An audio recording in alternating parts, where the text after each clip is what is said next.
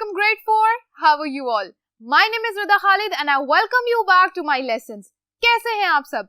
मैं उम्मीद करती हूँ कि सब बच्चे घर पे रह के सब वीडियो लेक्चर्स को देख रहे हैं और साथ साथ अपने सारे काम कंप्लीट कर रहे हैं। आज हम जिस यूनिट के बारे में बात करने वाले हैं वो है यूनिट नंबर 13, जिसका नाम है एलिस's एडवेंचर, यानी कि एलिस के जितने भी एडवेंचर्स थे उनके बारे में हम बात करेंगे। आज हम जिस लेसन के बारे में ये वीडियो बना रहे हैं वो लेसन है लेसन नंबर 2। हम बात करने जा रहे हैं जो हमने लेसन 1 में कुछ ग्रामर के बारे में डिस्कस किया था और कुछ वोकेबलरी को डिस्कस किया था, उस सब को यूज करते हुए आज हम वर्ड्स का लेसन कंप्लीट करेंगे। तो बच्चों, जब मैं बोर्ड पे जाने लगूं आप जल्दी से अपनी ओपीई को निकाल लें। हाँ जी, तो ग्रेड 4 सबने अपनी ओपीई बुक्स निकाल ली हैं? Very nice. मुझे बहुत खुशी होती है कि जब मेरे स्टूडेंट्स मेरे साथ मिलके सारे काम करते हैं। तो बच्चों, आज मिस रिदा आपको जो सिखाने वाली हैं वो है आपकी बुक का लेसन नंबर 2, जिसका नाम है वर्ड्स। ठीक है, हम एलिस's एडवेंचर का लेसन नंबर 2 कर रहे हैं जिसका नाम है वर्ड्स। मैं आपको बता चुकी हूँ कि हमने क्या करना है। लेसन नंबर 1 में जब मिस रिदा ने आपको बताया था वोकैबुलरी जो डिस्कस करनी है हमने वो है फ्रेजल वर्ब की। ठीक है, हमने देखा था कि फ्रेजल वर्ब्स कैसे बनानी है। आज हमने वो फ्रेजल वर्ब्स को कहाँ यूज करना है? सेंटेंसेस में। ओके, और उसके अलावा मैंने यहाँ बोर्ड पे सारी एक्सरसाइजेस को लिख दिया है। बारी बारी मैं आपको बताऊंगी कौन सी एक्सरसाइज करनी है, आप मेरे साथ इसको सॉल्व करेंगे। तो आपने क्या करना है, जल्दी से एक पेंसिल अपने हाथ में पकड़ लें ताकि जैसे जैसे ये वीडियो लेक्चर आप देखते जाएं अपनी बुक के ऊपर इस काम को आप साथ साथ सॉल्व करते जाएं। ओके, अच्छा, एक्सरसाइज नंबर 1 आपकी बुक पे दी गई है। Match these sentences to the pictures. आप अपनी बुक पे जो पिक्चर्स बच्चों देख रहे हो उन पिक्चर्स के आगे आपको कुछ अल्फाबेट्स लिखे हुए नजर आ रहे होंगे, A B C D E F and G। ठीक है, आपको जो ये G तक पिक्चर्स नजर आ रही हैं, हर पिक्चर में एक एक्शन कंप्लीट हो रहा है, कोई ना कोई काम हो रहा है ना किसी सब्जेक्ट के साथ। बिल्कुल, आपने क्या करना है, उन सारे एक्शंस को देख के इन सेंटेंसेस को रीड करके मैच करना है। ठीक है, हम रीड करेंगे, इसका मीनिंग देखेंगे और मैच करेंगे कि किस पिक्चर के साथ ये हमारा जो सेंटेंस है ये कंप्लीट हो रहा है या मैच कर रहा है। तो हम इसको क्या करेंगे, या तो आप लाइन ड्रॉ कर सकते हैं। मैंने कैसे किया है, मैंने इनके आगे अल्फाबेट्स लिख दिए हैं। ठीक है, ये अल्फाबेट्स किसके हैं? हाँ जी, ये अल्फाबेट्स उन्हीं पिक्चर्स के आगे लिखे हुए हैं। ठीक हो गया। अच्छा, number 1, let's call on grandpa. चलो जल्दी से ग्रैंडपा को बुलाते हैं, दादा जान को बुलाते हैं। Thieves broke into the bank. चोरों ने बैंक के अंदर क्या किया? हमला किया, यानी चोरी के मकसद से क्या किया? दरवाजा तोड़ के अंदर दाखिल हो गए। अच्छा, danger, keep to the footpath. Keep to का मतलब होता है एक तरफ रहना। ठीक है, या किसी चीज को छोड़ के दूसरे रास्ते पे आ जाना। तो डेंजर का मतलब है, डेंजर वहां लिखा जाता है जहां पर आपको कॉशन किया जा रहा है, खबरदार किया जा रहा है कि आगे खतरा है, आगे मत जाओ। तो डेंजर के आगे एक्सक्लेमेशन साइन लगा हुआ है, इसका मतलब है कि हमें क्या है, वार्निंग मिल रही है। Keep to the footpath, footpath पे हो जाओ। She is looking after her little sister. वो अपनी छोटी बहन का क्या कर रही है? ख्याल रख रही है। He is just taken up tennis. उसने अभी अभी क्या किया है? टेनिस को ज्वाइन किया है। टेक अप का मतलब होता है ज्वाइन करना। I came across some old family photos. मैंने क्या किया, मेरी नजर से गुजरी कुछ पुरानी फैमिली की क्या तस्वीर, यानी तस्वीरें। He got over his illness very quickly। उसने अपनी बीमारी को बहुत जल्दी क्या किया? ओवरकम कर लिया, यानी कि उस पे गलबा पा लिया, यानी उसको क्या किया? हरा दिया। ठीक है, अब एक बात बच्चों आपने देखनी है, मैं यहाँ कुछ अंडरलाइन करने लगी हूँ।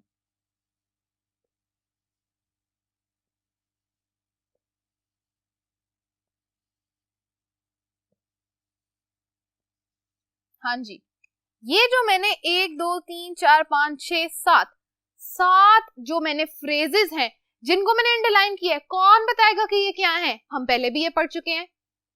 बिल्कुल सही, ये है फ्रेजल वर्ब्स। जिन फ्रेजल वर्ब्स के बारे में हमने बात की थी कि वो कहाँ लगाए जाते हैं? सेंटेंस के अंदर मीनिंग को मजीद डिफाइन करने के लिए। हाँ जी, इनका अपना मीनिंग होता है, इसके साथ एक वर्ब दी जाती है और वर्ब के साथ क्या होता है? प्रेपोजिशन होती है। ठीक है, और प्रेपोजिशन के साथ मिलके क्या लगाया जाता है? वर्ब के साथ लगा के फ्रेजल वर्ब्स बनाए जाते हैं। ठीक हो गया। यहाँ पर इन सब सेंटेंसेस के अंदर फ्रेजल वर्ब्स जो यूज हुई हैं, इन्हीं फ्रेजल वर्ब्स के हमने आगे क्या करना है? एक्सरसाइज नंबर 2 में उनको यूज करना है। ठीक है, आई होप यहाँ तक की बात आपको समझ आ गई है एंड आई एम श्योर कि आपने ये जितने भी मैंने आंसर्स यहाँ आपको दिए हैं, ये आंसर्स आप अपनी बुक पे नोट कर चुके हैं। सबने कर लिया? Well done. अब हम करने वाले हैं exercise number 2। Exercise number 2 is complete the sentences in the past tense. सबसे पहले इस बात को हम क्या कर लेते हैं, एक सर्कल में या बबल में लिख लेते हैं, सो दैट वी नो, ताकि हमें पता चल जाए कि हमने ये काम याद रखना है। Using the given phrasal verbs, हमें यहाँ पर फिर 7 फ्रेजल वर्ब्स दी गई हैं, ठीक है। हमारा पहला काम क्या है, complete the sentences in the past tense. हमने इन फ्रेजल वर्ब्स को किस में लिखना है, पहले पास्ट टेंस में लिखना है। कैसे, आप देखो यहाँ पर इन दोनों के अंदर वर्ब कौन सी वाली है और कंजंक्शन कौन सा है, लुक, आफ्टर। आफ्टर तो कंजंक्शन है और लुक क्या है, yes this is the verb. Take up, take is the verb. Come across, very good, come is the verb. Break into, yes break is the verb. Keep to, हाँ जी keep हमारी verb हो गई। Call on, yes call हमारा क्या है, verb. Get over, हाँ जी gate है हमारी वर्ब, इरेगुलर वर्ब। हमें पता चल गया कि इन सारी फ्रेजल वर्ब्स में से वर्ब कहाँ लिखी हुई है। इनको पास्ट टेंस में चेंज करने के लिए बच्चों सबसे पहला काम आप क्या करेंगे, इन सारी वर्ब्स को पास्ट में चेंज कर लेंगे। चलो इस काम को सबसे पहले करते हैं, ताकि उसके बाद हम जब इन सेंटेंसेस को सॉल्व करें तब हमारे जहन से ये काम निकल ना जाए। अक्सर बच्चे कंफ्यूज हो जाते हैं और ये काम छोड़ देते हैं। अच्छा जी, लुक की पास्ट फॉर्म क्या होगी, लुक्ड, वेरी गुड। हम लुक्ड एज इट इज लिखेंगे और आफ्टर को साथ लिख देंगे इसके, ठीक है। तो हमने पास्ट में बना दिया, look after, looked after, very good. अच्छा जी, टेक अप, टुक अप, जो हमारा टेक था वो टुक में चेंज हो गया। कम, केम, अक्रॉस एज इट इज साथ लिख देंगे। अच्छा, ब्रेक इनटू, ब्रोक इनटू, ठीक है, ओके जी। Next one, keep to, kept to, very good, kept to. Call on, called on, okay जी। Get over, got over, all right. अब हमें पता चल गया हमने सारे पास्ट टेंस में चेंज कर दिए फ्रेजल वर्ब्स, ओके। अब मैं बारी बारी सेंटेंसेस को पढ़ती जाती हूँ और हम मिलके यहाँ पर लिखते जाते हैं सारे phrasal verbs. Are you ready? जल्दी से अपनी पेंसिल्स पकड़ लें और साथ साथ इसको सॉल्व करें। अच्छा, on our way back home we dash a friend at his house. हमने क्या किया, on our way back home, जब हम घर वापस आ रहे थे, we dash a friend at his house, हमने we this one we called on, यानी हमने कॉल की, एक दोस्त को बुलाया, एट हिज हाउस, उसके घर रुक के उसको क्या किया, बाहर बुलाया। कॉल्ड ऑन का मतलब होता है जब आपका दोस्त आपके घर बाहर आके आपका नाम लेता है ना, क्या ली बाहर आ जाओ, so it's mean that he is calling on you, वो आपको बुला रहा है आवाज देके, ठीक है। Number 2, first is done. Number 2, he dash the hobby of stamp collecting when he was 11। उसने छोड़ दी स्टैम्प कलेक्ट करने की जो हॉबी होती है, कब, जब वो 11 साल का था। अच्छा जी, ही which one? He kept to, हमने कहा था ना कि kept to की जो verb है वो यूज होती है जब आप एक चीज को छोड़ के दूसरी चीज अपना लें, ठीक हो गया। अच्छा जी, number 3, someone dash our car last night, broke into, किसी ने चोरी के इरादे से उनकी कार को क्या किया, खोलने की कोशिश की है, तो हम कहेंगे break into को चेंज करके broke into, okay. Number 4, Tony grew vegetables and his brother dashed the goats. हम लिखेंगे looked after and his brother looked after the goats, यानी उसने क्या किया, बकरियों की देखभाल की। Number 5, Jane dashed her illness and went back to the school. Jane ने क्या किया, she got over. She got over मतलब उसने बहुत जल्दी उस चीज को क्या किया, गलबा पा लिया, छोड़ दिया, हरा दिया, and went back to school, और स्कूल वापस आ गई। Number 6, I dashed this book on wild birds in a bookshop. I came across, यानी मेरी नजर से गुजरी, क्या नजर से गुजरी, ये वाइल्ड बर्ड्स के बारे में, जो क्या है, जंगली परिंदों के बारे में एक किताब है, मैंने लाइब्रेरी में या बुक शॉप पे इसको देखा था, ठीक है। हमने कौन कौन से यूज कर ली हैं, कॉल्ड ऑन, केप्ट टू, इसको भी टिक कर देते हैं, broke into, looked after, got over, and came across. Only took up is left. Let's read the last sentence. आखिरी sentence को पढ़ते हैं, वहां पे fill up क्या करेंगे हम? Took up. चलिए इस काम को जल्दी से solve करते हैं. हाँ जी, number 7. We dashed the road and didn't drive across the field. We took up, यानी हमने क्या रास्ता इख्तियार किया? took up का मतलब है रास्ता इख्तियार करना, वो वाला रास्ता या जिसके बारे में बात हो रही है. और we took up the road, हमने रोड का रास्ता इख्तियार किया और field यानी खेतों की तरफ नहीं गए. अच्छा जी, यहाँ तक हमने फ्रेजल वर्ब्स की एक्सरसाइज को बच्चों कंप्लीट कर लिया. ठीक है, सबने मेरे साथ काम कर लिया? Oh that's very nice. अब हम क्या करने वाले हैं बच्चों? एक लास्ट एक्सरसाइज जो कि है exercise number 3. Adjectives beginning with in, un, im. ये जो 3 वर्ड्स हैं, ये अगर हमारे वर्ड्स के या बेस वर्ड के शुरू में लग रहे हैं, क्या कहा जाता है इनको? कौन बताएगा? भूल गए हैं, सब भूल गए हैं. इनको कहते हैं प्रीफिक्सेस. हाँ जी, अब याद आ गया सबको. प्रीफिक्सेस का मतलब होता है ऐसे कुछ अल्फाबेट्स जो कहाँ लगाए जाते हैं? बेस वर्ड से या स्टेम वर्ड से पहले लगाते हैं, ताकि जो वर्ड हमारे पास दिया गया उसका मीनिंग चेंज हो जाए या हम न्यू वोकैबुलरी वर्ड्स बना लें. ठीक है, अच्छा अब यहाँ पर हमने जो एडजेक्टिव्स बनाने हैं, इनका मतलब क्या है? हम ऐसे एडजेक्टिव्स बनाएंगे जो बेस वर्ड यानी जो वर्ड दिया गया है उसका उल्ट बना देंगे. कौन से उल्ट बना देंगे? ऑपोजिट बन जाएंगे. ठीक है, या एंटोनिम्स आपने जैसे पढ़े हैं उनका सेम मतलब है. एंटोनिम्स, एडजेक्टिव्स, या उर्दू में आप उनको अल्फाज उल्ट भी कहते हैं. ठीक है, अच्छा जी. Use the dictionary to check the meanings of the words in the box. आपकी बुक के बॉक्स के अंदर जो वर्ड्स दिए गए हैं ना, वो सारे वर्ड्स आपने क्या करने हैं? डिक्शनरी से उनके मीनिंग्स चेक करने हैं. मिस श्रद्धा ने यहाँ सारे मीनिंग्स लिख दिए हैं, घबराने की बात नहीं है, आपको मैं यहाँ से पढ़ा दूंगी.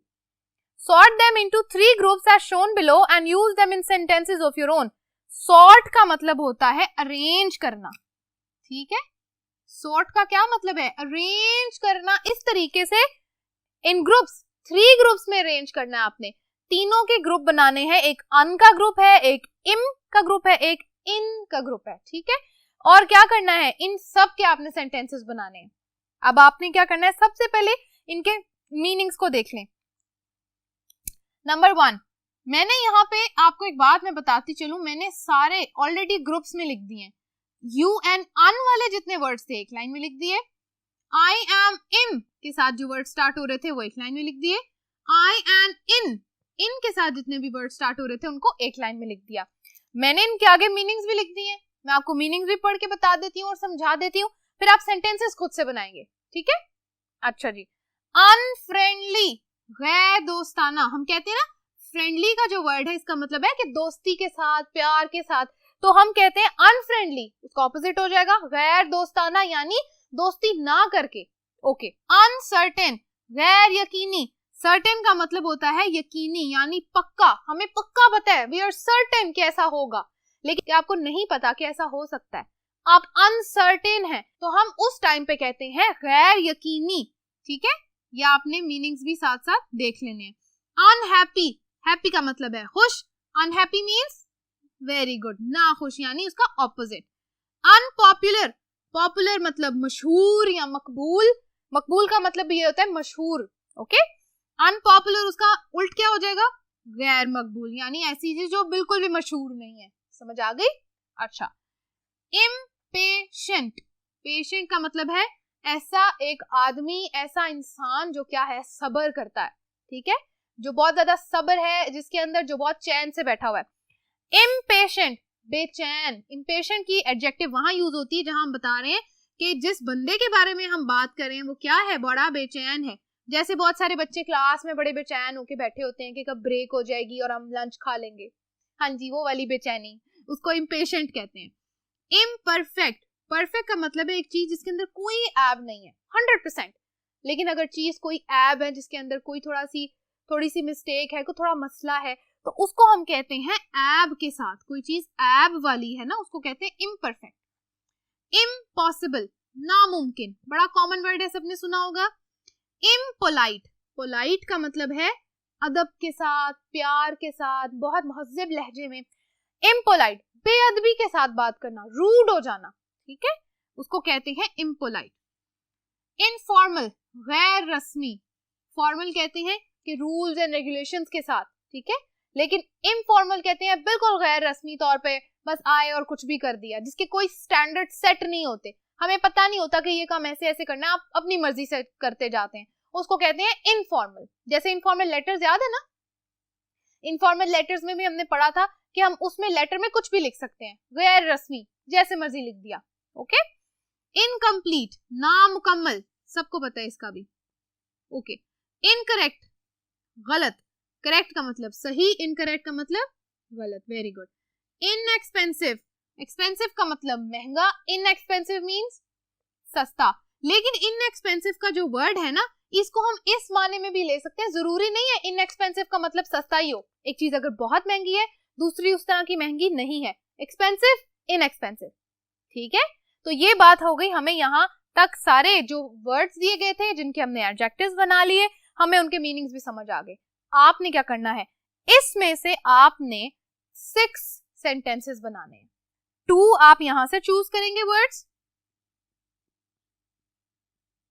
2 आप इस वाले कॉलम से सिलेक्ट करोगे और 2 आपने इधर से सिलेक्ट करने हैं। मीनिंग्स मैंने आपको दे दी हैं, टोटल आपने 6 सेंटेंसेस बनाने हैं, आपका ये होमवर्क है, आपने टोटल 6 सेंटेंसेस बनाने हैं अपनी नोटबुक के ऊपर। अब आपका काम ये है, जल्दी से नोटबुक निकाल लो, इस वीडियो के खत्म होने के बाद आपने इन वर्ड्स को क्या करना है, सेंटेंसेस में लिखना है।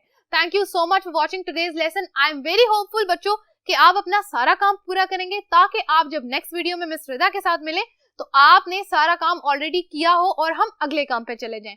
Thank you so much for watching today's lesson. खुश रहिए, अपना काम करते रहिए, अल्लाह हाफिज।